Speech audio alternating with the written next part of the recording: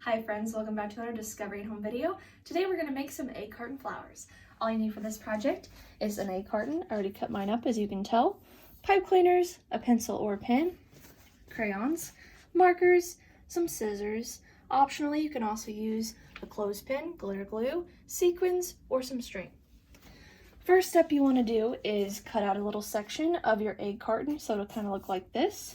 And you can see that there's some petal shapes, but I need some more petal shapes. So I'm going to cut it,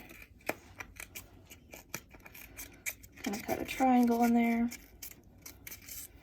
rip that out, cut another one here so that I have 4 petals. It's a little tricky, but there we go. I'm just going to fold them down like so. So there's my flower shape with my petals. Next step you want to do is color your flower. Make it nice and vibrant for the bees and insects to come pollinate the flower. Then you'll want to find something to attach it to.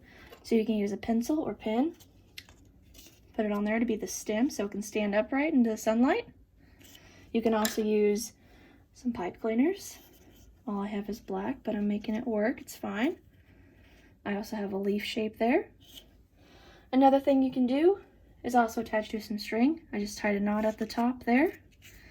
You can hang it like so, or you can also put it on as a bracelet if you want to. Pretty fun. Another thing that I found out that was pretty cool is you can attach it to a clothespin.